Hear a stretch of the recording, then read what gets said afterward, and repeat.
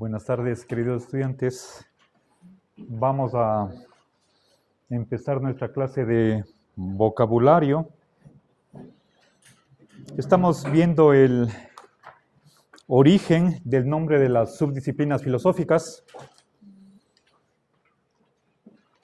Veamos de dónde viene nociología. Es una palabra tal vez inusual, posiblemente nos suena a pasada de moda. Viene de gnosis.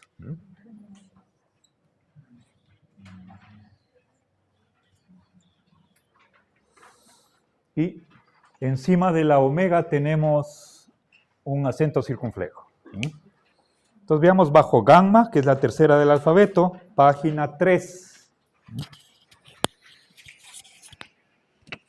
A ver si alguien nos ayuda. Esta es la última palabra. ¿Me encontró? ¿Qué significa gnosis? Conocimiento. Sí, gracias.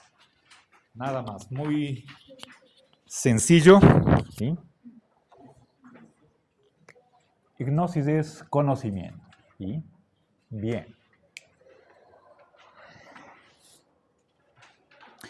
Les recuerdo que episteme, además de ciencia, también significa conocimiento, o tal vez un tipo especial de conocimiento. ¿Sí?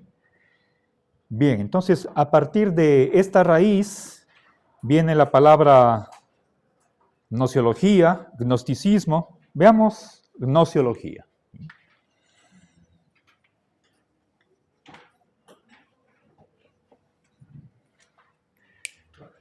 Recuerden la pronunciación de esta palabra, gnosis. Tenemos que pronunciar la primera consonante que es en sentido de G suave, gnosis. ¿Sí? Ahora, en español, puesto que nos resulta difícil pronunciar estas dos consonantes, ¿sí? Podríamos decir nociología. Y nos saltamos la G. Pero para ser fieles a la etimología deberíamos pronunciar gnosiología, aunque nos parezca un poco raro. ¿Sí? Bueno, habría que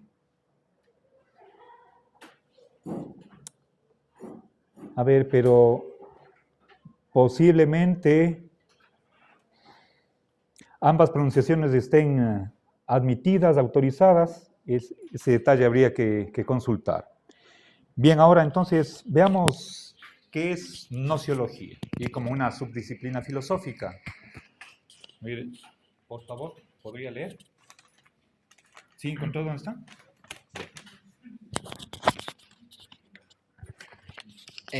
Nociología, teoría del conocimiento, estudio filosófico de los problemas del conocimiento. A esta disciplina pertenecen preguntas como ¿qué es el conocimiento? ¿En qué se funda el conocimiento? ¿Es posible el conocimiento? Gracias. Bien, entonces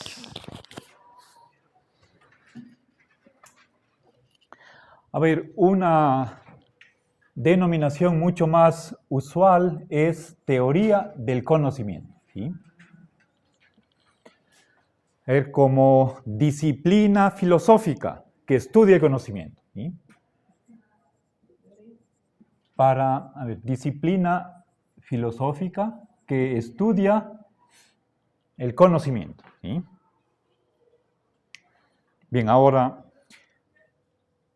¿qué es lo que estudia? Y ahí viene una lista de por lo menos 3 problemas que necesitamos explicar. ¿Ustedes en este momento o ya tomaron teoría de conocimiento? Sí. ¿Ya tomaron o están tomando? Ya, entonces, ¿cuál creen ustedes que es el primer problema que debería discutirse en esta área de conocimiento? ¿Qué es? ¿Qué es el conocimiento? Primero, la naturaleza. ¿Sí? ¿Qué es? Y no hay aquí una sola respuesta.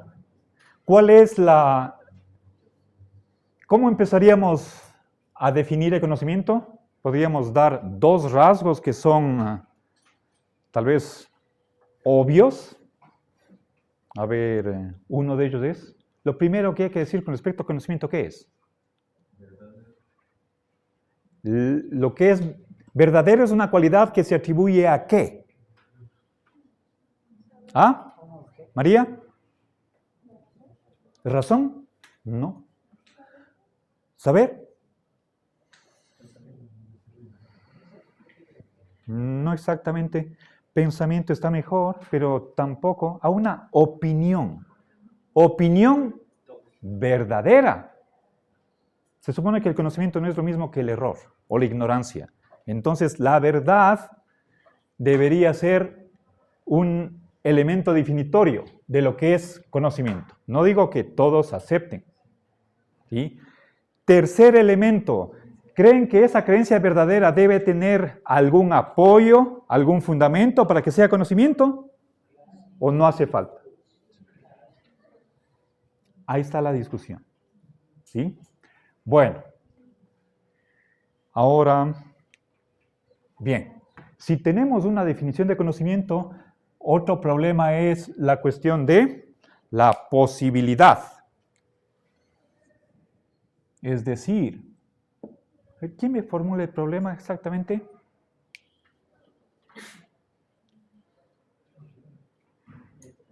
¿Podemos conocer algo? ¿Sí o no? Es una pregunta bivalente, si quieren ustedes. O sí conocemos por lo menos una verdad o no conocemos ninguna. Esas son las dos opciones. ¿Ya? Bien. Tercer problema o subtemática, la cuestión del fundamento.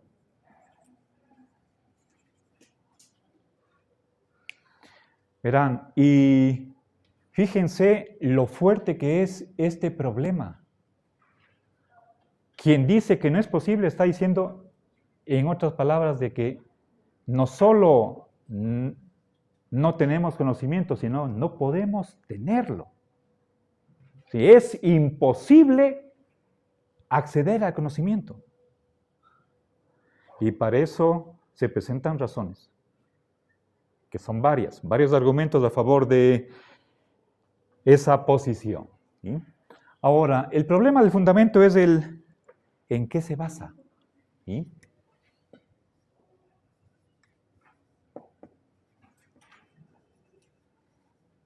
Ya veremos las varias alternativas.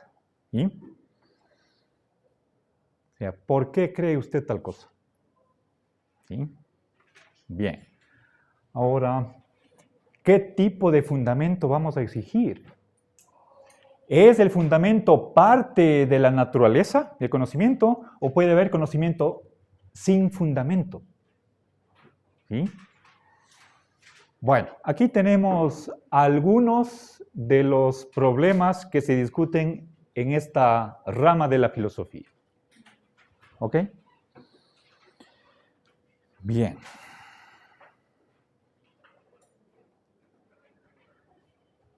Puede ser que no podamos conocer todo.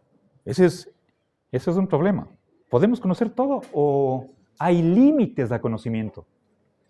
Tal vez ciertos objetos son inconocibles, pero otros sí. ¿Cuáles? Bien. ¿Podemos conocer la realidad tal cual ella es en sí misma o no?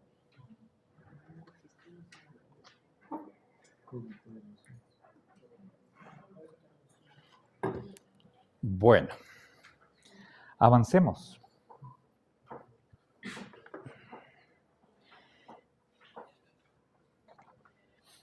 Pasemos a hermenéutica.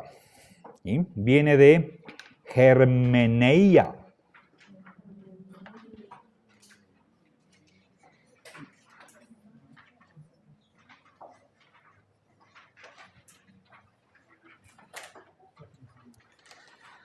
Recuerden, está con espíritu áspero Por eso la pronunciación es germeneia. Germeneia. Veamos bajo la epsilon.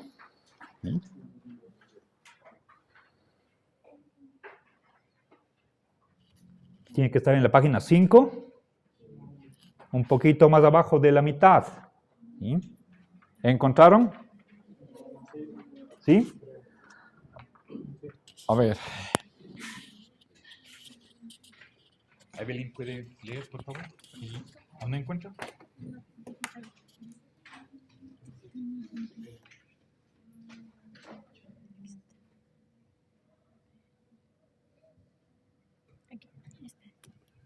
Yo, lea, por favor. Primariamente expresión de un pensamiento, de ahí explicación y sobre todo interpretación del mismo. Ya, gracias. Bien. Entonces hay por lo menos dos significados diferentes. Pero fíjense, está aquí una especie de evolución del concepto. Hay un concepto que es originario, el primero en aparecer, y después, ¿cómo cambia? Entonces, a ver, expresión de un pensamiento. ¿Sí? Primero, expresión de un pensamiento. Bien. A ver,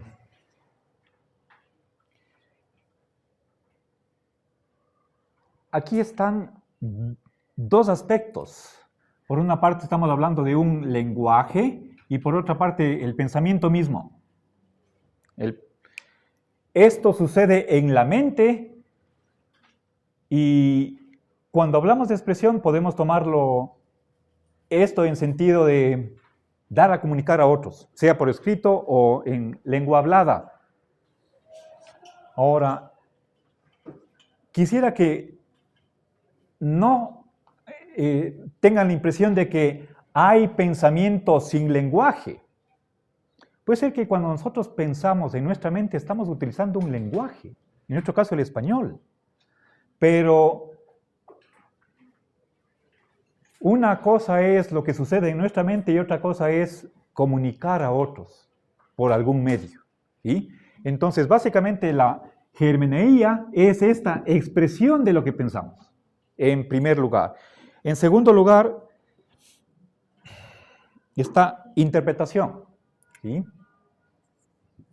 Interpretación de lo dicho.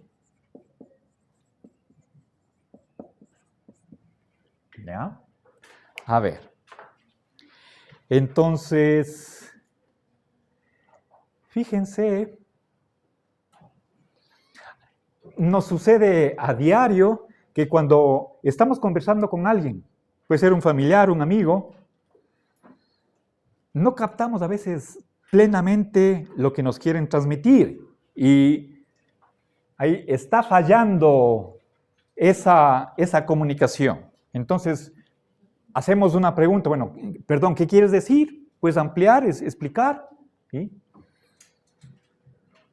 Ahora, imagínense en algo escrito. Por ejemplo, tenemos los fragmentos de Heráclito. Heráclito se ganó el apodo de El Obscuro, porque tenemos fragmentos de él que son difíciles de entender. ¿Qué querría decir Heráclito con esas frases? Entonces ahí viene la cuestión de la interpretación. ¿Sí? Dar un sentido, un significado a una frase. Y por ejemplo, esto no es de Heráclito.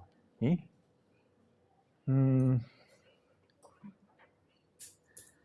A ver si podemos entender lo siguiente.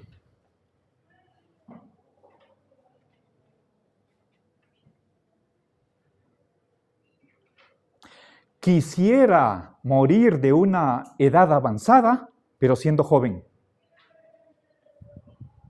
¿Se comprende? Repito. Algo semejante con esto. Quisiera morir de edad avanzada, pero siendo joven. ¿Sí? Es más o menos, si es que este fuera la representación de la línea del tiempo, aquí tenemos el nacimiento, acá la muerte, aquí estamos siendo jóvenes, acá viejos. Es posible que mientras más avancemos en esta dirección, más nos rejuvenecemos. Morir de viejo es siendo joven. ¿Es eso? ¿Podemos entender eso? ¿Podemos darle una interpretación? Ejemplo, a ver, ¿cuál podría ser una interpretación que haga aceptable ese pensamiento? Por una parte podría ser que como vivir mucho tiempo, saber, conocer, pero a la vez conservarse, en el sentido de, usualmente se asocia a los jóvenes con ser bastante activos, dinámicos y como que envejecer, pero continuar con ese estilo de vida, ser dinámico, saludable, feliz y no apagarse. Perfecto, muy bien. Ahí tenemos una interpretación. ¿Alguna otra diferente? Gracias. William. Tal vez quisiera vivir una experiencia que tiene un adulto viejo siendo joven, en un cuerpo de joven. Vivir con la experiencia de un hombre adulto mayor, vivir y tener la vitalidad de un hombre joven. Ya. Nos da otra interpretación. Gracias, Willy. ¿Asael? Que la edad es relativa, por ejemplo, si un niño dice que alguien es viejo, puede parecer a alguien viejo de 25 años, aunque no lo sea. Y, por ejemplo, a alguien de 50 años le puede parecer joven, a alguien de 30 años. Y así, entonces, esa interpretación se basaría en la relatividad de cada persona, de cómo se fija en esa edad. Porque, por ejemplo, usted puede decir, alguien de 40 años es jovencito, pero, por ejemplo, para mí es un señor ya viejito, por ejemplo, y así. Ya, gracias. Bueno, como ven, hay varias interpretaciones, entonces cada una de ellas es una hermeneía, ¿sí? Sobre todo, piensen ustedes en versículos de la Biblia. A veces podemos leer parábolas que chocan al sentido común, ¿sí?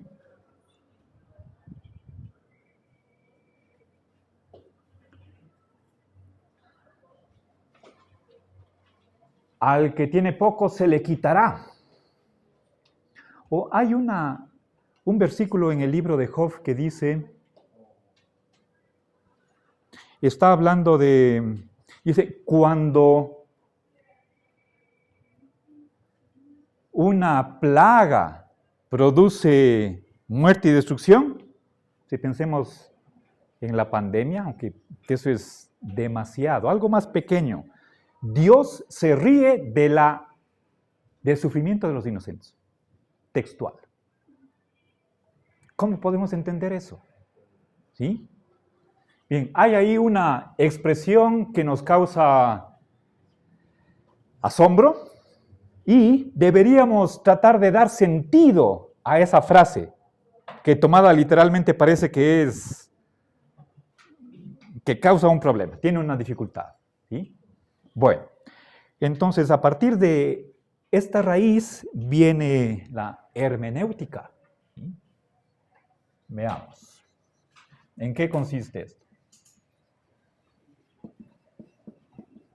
Noten que en español empezamos la escritura con H. ¿Sí? Esta H es la transcripción latina del el espíritu áspero. ¿Sí? Bien, ¿dónde está hermenéutica? A ver, Jordán, ¿puede leer, por favor? Hermenéutica, el arte o la ciencia de la interpretación o averiguación del sentido de las expresiones empleadas por medio de un análisis de las siguientes lingüísticas. ¿De las? Del análisis de las significaciones lingüísticas. Ya, gracias. Bien. A ver, entonces, es una disciplina que trata de establecer el significado, el sentido de las expresiones.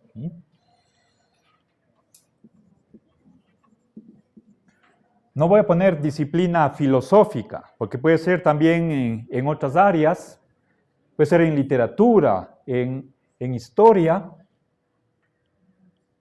disciplina que estudia o que trata de establecer el sentido o el significado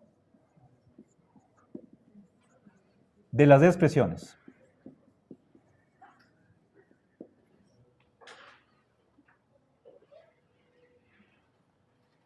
¿Ya?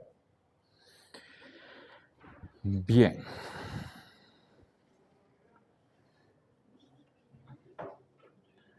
Creo que esto se vuelve mucho más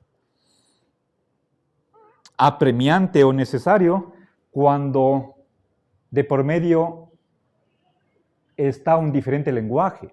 Entonces interviene una traducción. Pero ni siquiera en nuestra propia lengua nos entendemos al 100%. Entonces debemos hacer un esfuerzo por fijar, ¿sí?, qué es lo que habrá querido decir quien emitió un mensaje. Bueno, avancemos. Ahora,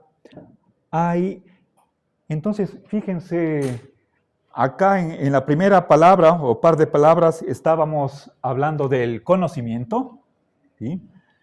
Luego hemos pasado al lenguaje. Veamos otras raíces griegas que tienen que ver con el estudio del lenguaje. ¿Sí?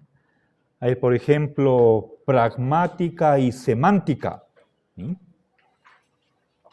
A ver, seguimos en griego.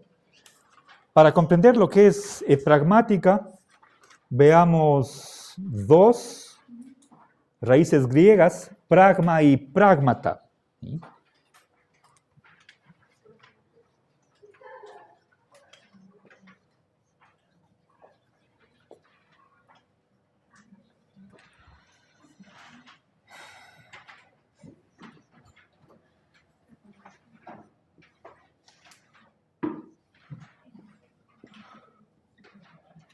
A ver.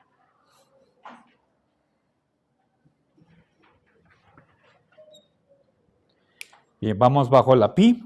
¿Ya encontraron en dónde está? 11. Pragma. ¿Ya? Bien, entonces empecemos por pragma. A ver, por favor. Dice, un hecho natural, fenómeno o proceso humano. Ya, gracias. A ver, pero se saltó el latín. ¿Ya? Res. Aún no conocemos la pronunciación del latín. Ya, gesta. La G es sonido de G suave, según la pronunciación castellana. ¿Sí? Res gesta. ¿Ya?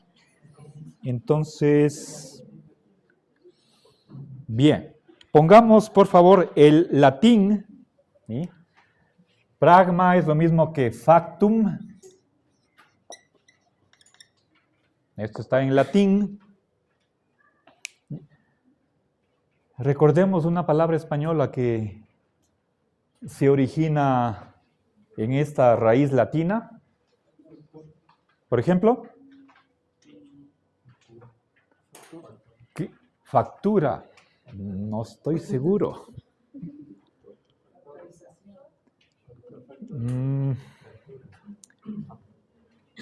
No lo sé, pero fáctico. Algo fáctico es algo que se realizó, algo que sucedió. ¿Sí? No es una mera suposición o interpretación, sino un hecho. Y eso es fáctico. ¿Sí? Algo factual. ¿Sí? Bien, entonces,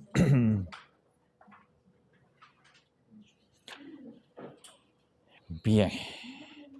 Res gesta. ¿Sí?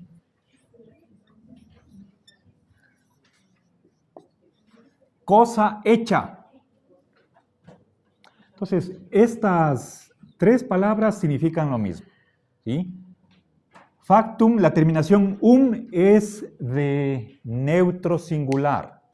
En cambio, res es femenino, una palabra femenina, por eso este es un adjetivo, termina en A, está en concordancia en género, número y caso con el sustantivo. ¿Sí? En español, cosa también es femenino, entonces cosa hecha, ese es lo hecho, ¿sí? Y eso es lo que significa pragma. Un hecho que puede ser o natural o humano. El agente no importa. Eso es en general. Bien. Ahora tenemos pragmata. ¿Sí? Aquí, gramaticalmente, la diferencia entre pragma y pragmata es que la primera está en singular, la segunda en plural. ¿Sí? La terminación ta en griego es de neutro plural. ¿Sí? Entonces, tenemos ahí un par de líneas que explica el significado. Entonces, a ver, Yasli, pido, por favor. Pragmata, una de las dimensiones de la semiótica que estudia la relación. Ay, sí, perdón, me confundí con pragmática.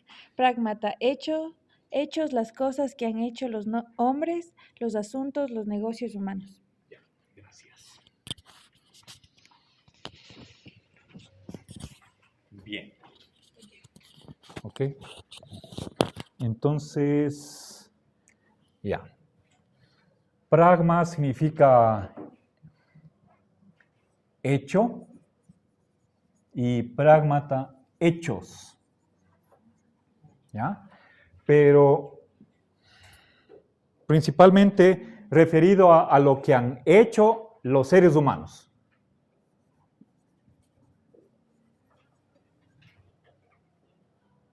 Bien. Acciones realizadas por el hombre. Hombre en sentido individual o colectivo. ¿Sí? Por lo tanto, se refiere al pasado. ¿Ya?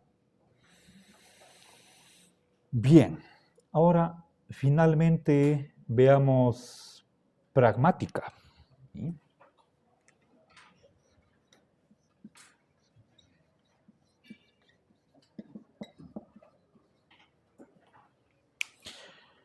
Bien, ¿estamos? A ver, Brigitte, ¿tiene? Por favor. Pragmática.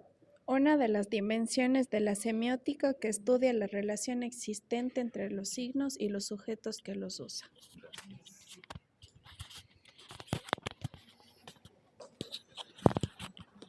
Bien, entonces es el estudio de la relación entre, ¿sí? A ver, ¿entre qué y qué? Entre los signos, es decir, algo lingüístico, puede ser una expresión, una palabra, una oración, y los usuarios, las personas que utilizan el lenguaje. Bien, ¿cómo está acá? Los sujetos que los usan, ¿sí? Usuarios. ¿Sí? Bien. ¿Ya? Se supone que quien utiliza el lenguaje, es decir, pronuncia una palabra, escribe una oración, lo hace con alguna intención. Trata de comunicar, transmitir algún mensaje y, por lo tanto, esos signos están en un contexto particular de la vida. ¿Sí? Puede ser individual, social. Y eso es lo que estudia esta rama del estudio de los signos. En otra ocasión veremos lo que es la semiótica. Entonces, cuando estudiamos, por ejemplo, el significado de las palabras, tenemos lo característico de la pragmática es enfocarnos en el uso del lenguaje. Eso es algo particular, por supuesto puede tener reglas, pero lo fundamental es quién lo usa, para qué, en qué contexto, en qué situación, etc. Bien, ahora pasemos a semántica y semiótica. Ambas disciplinas se originan a partir de la raíz semeion.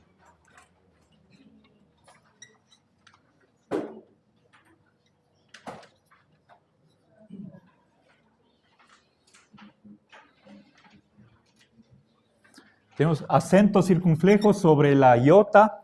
¿Sí? Vamos al final por la sigma. Está página 12. Segundo punto. Semeion. Página 12. ¿Sí? ¿Estamos? Paulita, ¿puede leer, por favor? ¿Encontró? Signo, una señal especialmente verbal por medio de la cual se representa algo. Gracias.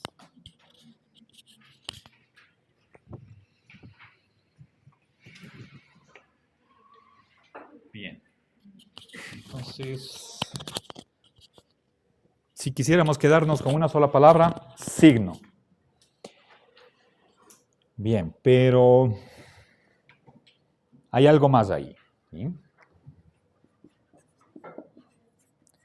Signos pueden ser no solamente lingüísticos, y puede ser un signo mediante un gesto. ¿Sí?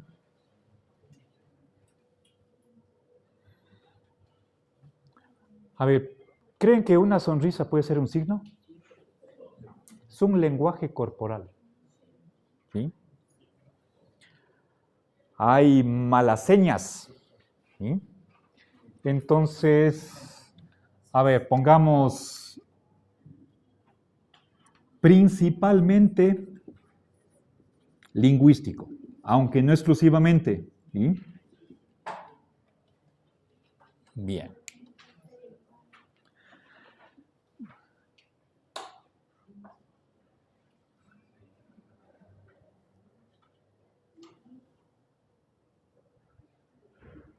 A ver, me he enterado recientemente que los delfines tienen nombres, se llaman por sus nombres. ¿Sí? Y por supuesto pueden hacer ruidos con su boca o con su hocico, e incluso que se hacen bromas, como por ejemplo que cuando uno sabe cómo se llama el otro delfín a quien se va a dirigir, a propósito le llama por un nombre equivocado. ¿Sí? Bueno, esos son los descubrimientos que se han hecho últimamente. ¿Ok?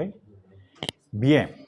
Veamos, cuando nosotros vamos al baño, en la puerta tenemos, uno es para mujeres, otro para varones, hay signos, ¿sí? La señalética.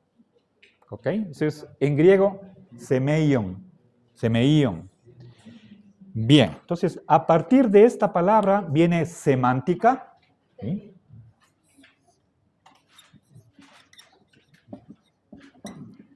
Y la semiótica.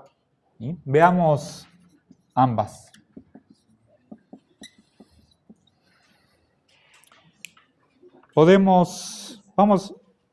Empecemos por el primer punto, semántica. ¿Sí? ¿Tiene, Cristian? Por favor, lea semántica. Semántica. Ciencia que se ocupa de los signos en su relación con los objetos designados. Estudia las diversas relaciones de las palabras con los objetos designados por ellas. Se ocupa de las significaciones de las palabras. Gracias. Ok, bien. A ver, entonces cuando hablamos de disciplina, ¿de qué estamos hablando? ¿Sí? ¿Qué es lo principal de una disciplina?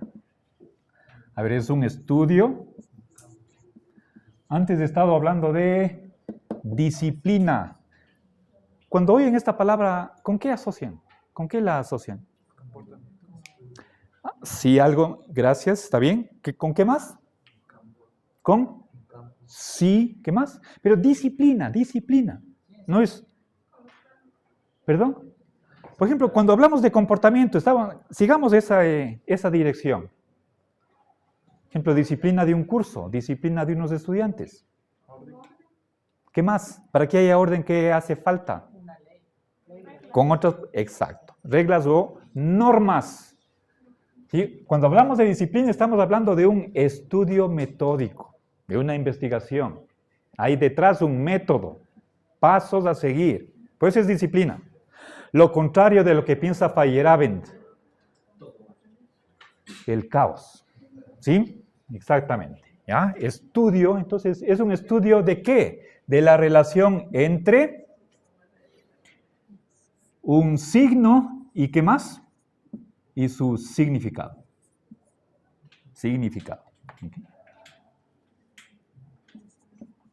Bien. Entonces, a ver, verán, les voy a poner 3 elementos en forma de los vértices de un triángulo equilátero. Tenemos por una parte el lenguaje, por otra parte la realidad y finalmente el sujeto. ¿Sí? El hablante, digamos. ¿Sí? Aquí está una palabra, una oración, un discurso. Aquí está el ser, el universo, el mundo. Y aquí las personas que utilizan ese lenguaje.